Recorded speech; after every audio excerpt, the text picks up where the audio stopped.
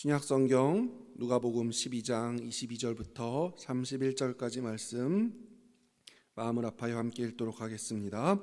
또 제자들에게 이르시되 그러므로 내가 너희에게 이르노니 너희 목숨을 위하여 무엇을 먹을까 몸을 위하여 무엇을 입을까 염려하지 말라. 목숨이 음식보다 중하고 몸의 의복보다 중하니라. 까마귀를 생각하라. 심지도 아니하고 거두지도 아니하며 골방도 없고 창고도 없으되 하나님이 기르시나니 너희는 새보다 얼마나 더 귀하냐. 또 너희 중에 누가 염려함으로 그 키를 한 자라도 더할 수 있느냐. 그런즉 가장 작은 일도 하지 못하면서 어찌 다른 일들을 염려하느냐.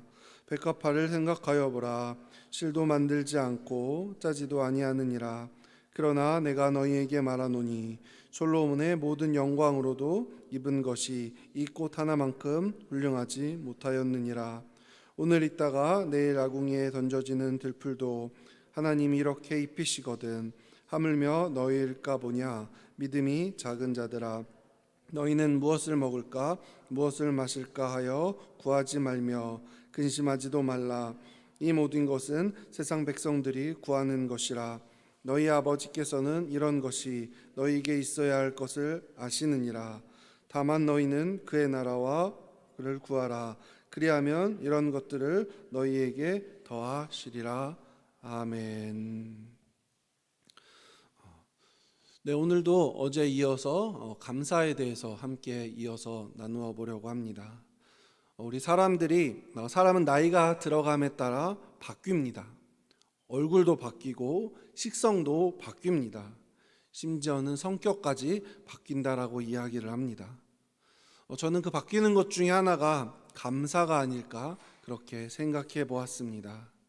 제가 아동부 사역을 하면서 제가 이따금씩 혼자 생각하는 것이 있습니다. 내가 어릴 때 전도사님은 어떠한 모습이었나? 혹은 선생님들은 어릴 때 나에게 어떠한 기억으로 남아있는가를 요즘 들어 굉장히 많이 묵상하곤 합니다. 그런데 사실 생각해보면 아무리 생각을 하더라도 어릴 때 교육 목사님, 교육 전도사님 혹은 선생님들이 무슨 내용을 저한테 가르쳐 주셨는지 아무리 열심히 생각해도 도무지 생각이 나지 않습니다. 선생님들의 공과 공부 내용이 아무리 고민을 해도 제 머릿속에 남아있지가 않습니다. 제 머릿속에 남아있는 것은 예배가 끝나고 선생님이 사주셨던 떡볶이만 제 머릿속에 남아있습니다. 어찌 보면 목회자로서는 참으로 부끄러운 고백일지도 모릅니다. 목회자가 예배에 대한 내용은 기억하지 못하고 그저 먹고 놀고 이러했던 기억만 남아있던 것은 비단 자랑할 내용만은 아닐 것입니다. 제가 이것에 대해서 정말 쥐구멍이라도 숨고 싶은 적이 있었습니다. 그 이유는 저와 너무나 반대되는 모습을 한 명의 제자가 보여주었기 때문입니다. 제가 제주도에 있었을 때입니다. 하루는 제자 한 명이 저에게 연락이 왔습니다. 이제 곧 군대를 가는데 군대 가기 전에 나홀로 여행으로 제주도를 왔다라는 거예요. 그리고 저와 저녁 식사 한 끼를 하고 싶다라는 것입니다. 저는 흔쾌히 그 제자의 약속을 수락하고 그 제자를 만나러 갔습니다. 그런데 밥을 먹는 중에 그 제자가 저에게 이러한 이야기를 했습니다.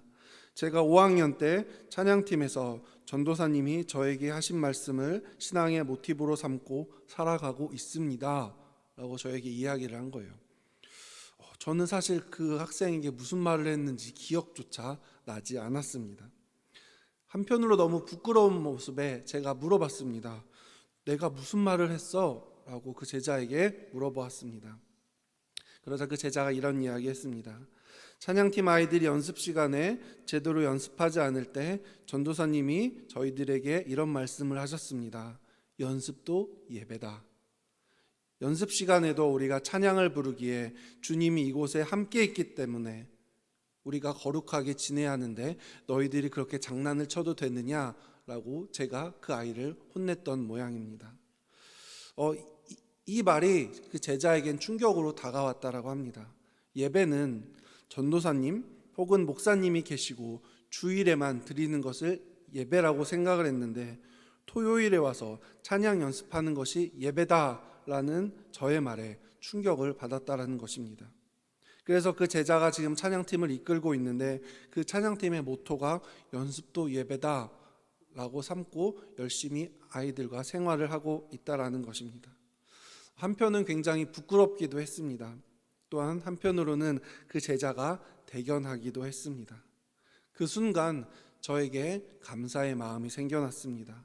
또한 한편으로는 두렵기도 했습니다. 내가 교회에서 무심코 던진 말 한마디가 한 사람의 신앙을 좌지우지하는구나, 그럴 수도 있구나라는 생각에 감사하기도 했고 두렵기도 했습니다. 한편으로 그 말이 긍정적으로 작용했기 때문에 이 제자가 건강하게 신앙생활을 할 수 있음에 저는 다시 한번 감사했습니다. 그런데 제가 그 아이에게 이 말을 전달할 때는 저는 당연히 목사도 아니었고요, 전도사도 아니었고요, 그저 신학생 간사였을 뿐입니다. 즉 교회 안에서 제 위치가 그렇게 높지 않았다라는 겁니다. 부서에는 부서 교육을 담당하는 교육 목사님도, 아동부 목사님도 계셨고 부서 담당 전도사님도 계셨습니다. 그 말인즉 제가 부서에서 설교조차 할 기회가 주어지지 않는 낮은 자리에 있었다라는 것입니다. 제가 하는 일은 토요일에 주보 만드는 것, 아동부 주보 만드는 것, 또 예배실을 청소하는 것, 그리고 찬양팀 아이들에게 찬양을 연습하는 것, 이 세 가지만 저에게 주어진 일이었습니다. 어찌 보면 큰 일이라고는 할 수 없는 일입니다. 하지만 작은 일임에도 불구하고 저는 찬양팀 아이들을 훈련시키기 위해서 항상 열심히 기도로 준비했습니다.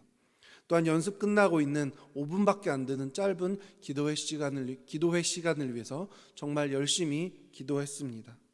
어찌 보면 그저 큐티 나눔 정도밖에, 아니 오히려 큐티 나눔보다 더 낮은 레벨의 모임일 수도 있었지만 다른 사람들이 보면 설교 준비를 하는 것처럼 정말 열심히 준비했던 저의 모습이 기억이 납니다.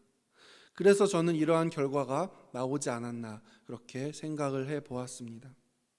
오늘 본문 26절에 보면 작은 일도 하지 못하면서 라고 기록되어 있습니다. 다르게 이야기해 보면 작은 것에 감사하지 못하면서 어찌 큰 감사거리를 찾을 수 있겠느냐라는 말로 저에게 다가왔습니다. 제가 설교를 시작하면서 제가 나이 들어감에 따라 감사가 바뀐다라고 말씀드렸습니다. 그리고 어릴 때 떡볶이를 먹던 기억이 난다라고 말씀드렸습니다. 그런데 얼마 뒤에 교회 옆에 대형 맥도날드가 들어왔습니다. 이제는 떡볶이가 더 이상 눈에 들어오지 않습니다. 예배 끝나고 선생님이 맥도날드를 데려가 주셔야 저에게는 감사가 생겨나지, 떡볶이집에 데려간다고 예전만큼 선생님께 감사하지 않게 된 저의 모습을 발견한 것입니다. 제가 전에 사역했던 교회에서는 일부 예배가 끝나고 잠깐 1시간의 텀이 있었습니다. 그 쉬는 시간에 권사님 한 분께서 매주 전도사님들에게 빵을 사다 주셨습니다. 사역자들이 주일에 아침도 못 먹고 수고한다고 매주 빵을 사주시는 한 권사님이 계셨습니다. 처음에는 굉장히 감사했습니다. 처음에 한 달, 두 달, 세 달은 너무나 감사한 마음으로 그 빵을 받아 먹었는데요. 어느 순간 저의 마음속에 감사함이 사라진 것을 발견했습니다. 그 권사님이 당연히 목회자들 섬기는 것이라 생각하고 어느 순간부터는 그것이 당연하게 되어버린 저의 모습을 발견할 수 있었습니다. 어릴 때는 작은 과자 하나에도 감사합니다. 그런데 지금은 어떠합니까? 누가 과자 하나 준다고 감사합니까? 지금 그러지 않습니다. 세상 사람들도 감사하지 않으면 뻔뻔한 사람이라고 손가락질 받습니다. 여러 가지 이유로 내가 세상에서 양보받고 혹은 배려받았을 때 우리는 나에게 배려해 준 사람, 양보를 해준 사람에게 감사의 인사를 건네야 합니다. 만일 양보받고 혹은 배려받은 권리가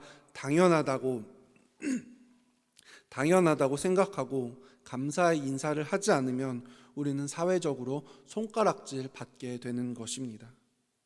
가끔 우리가 착각하는 것 중 하나가 내가 누리고 있는 이 모든 것이 감사의 제목이 아니라 당연한 것이라고 생각할 때가 많이 있습니다.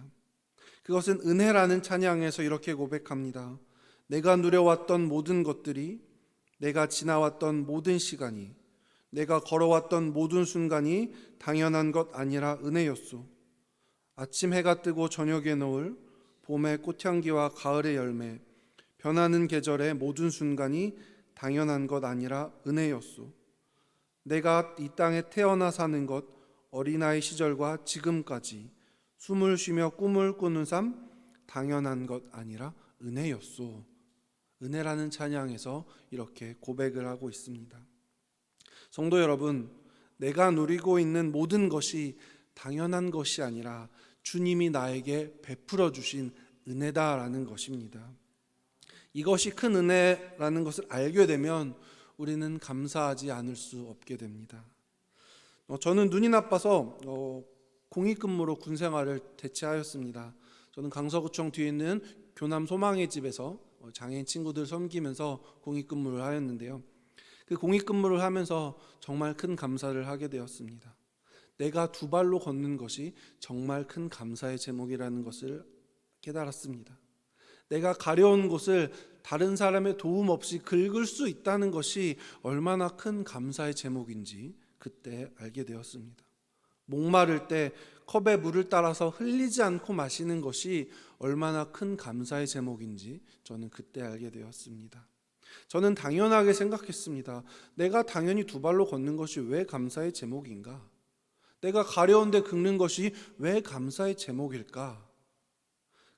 그동안 말로만 감사합시다 라고 이야기한 것을 온몸으로 경험한 2년간의 생활이었습니다. 여러분, 오해 없으시기 바랍니다. 절대 그들이 장애가 있고 제가 신체적으로 더 나은 존재라는 우월감에, 교만한 마음에 그런 생각을 한 것이 아닙니다. 제가 그동안 하나님께 감사하지 못했던 것을 회개하는 2년의 시간이 되었던 것입니다. 새벽에 나와 이곳에 앉아있는 것도, 내가 졸린 눈 비벼가며 어찌 보면 내 의라고 여길 수 있는 것조차 다른 각도에서 살펴본다면 감사의 제목인 것입니다. 다른 누군가는 육신이 연약하여 병실에 누워 있어서 새벽 기도를 간절히 원할 것입니다. 심지어 내가 불평불만하고 있는 것들조차 감사의 제목이다라는 것을 잊지 않으시기 바랍니다. 누구는 지금 직장이 힘들다고 불평불만할 수 있지만 취업을 준비하는 취준생들에게는 얼마나 큰 감사의 제목이 되겠습니까? 야근한다고 힘들다고 불평불만하는 그 소리 한번 해보고 싶다라는 취준생의 마음을 한번 생각해 보시기 바랍니다.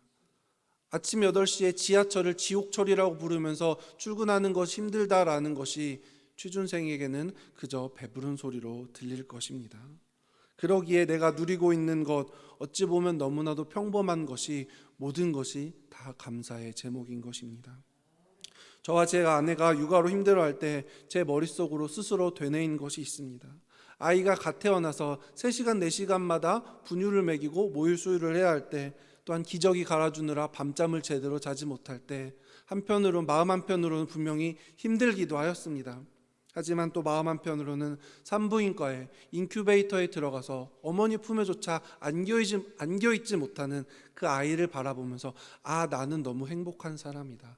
비록 잠을 자지 못하지만 내 아이를 안아줄 수 있고 기저귀를 갈아줄 수 있는 것이 너무나 행복하구나.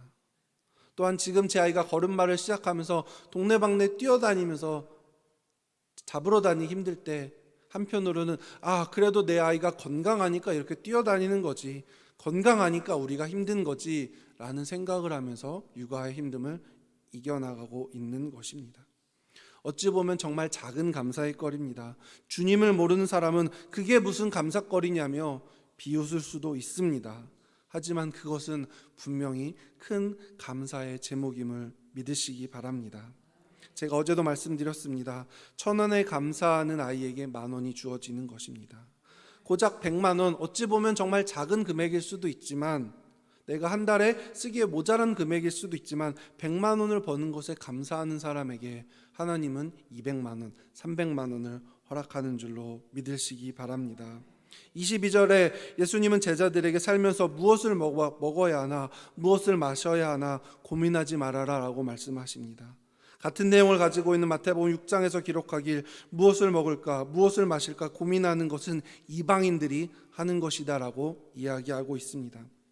예수님을 모르는 사람들은 감사할 수 없습니다. 내가 누리는 것이 당연하기 때문입니다. 하지만 그들이 감사하는 것, 직장에서 승진을 하거나 아니면 보너스를 탈 때 그 정도는 감사할 것입니다. 하지만 그 감사를 누구에게 올립니까? 하나님에게 감사하지 않습니다. 내가 이번에 조상을 잘 모셨나? 내가 제사를 정성껏 했나? 좋은 음식으로 내 조상신을 섬겼나라고 조상에게 감사 인사를 올리는 것입니다. 즉 우상 숭배를 하는 모습입니다. 하나님께 감사하는 것이 아닙니다. 우리 그리스도인들은 달라야 합니다. 범사에 감사해야 하는 것입니다. 범사가 무엇입니까? 평범한 일상을 범사라고 하지 않습니까? 이제 설교를 마무리하겠습니다. 작은 것에서부터 최선을 다해 감사하시기 바랍니다. 더하기 빼기도 못하는데 곱하기 나누기를 할 수 없는 것처럼 작은 것에서부터 천천히 감사하시기 바랍니다. 내 삶 가운데 비록 작지만 작은 것부터 감사하기 시작한다면 더 큰 감사를 우리에게 주시는 줄로 믿습니다. 그리고 더 많은 감사의 제목을 하나님께 올려드리는 우리 귀한 성도님들이 되시길 주님의 이름으로 축원합니다. 아멘.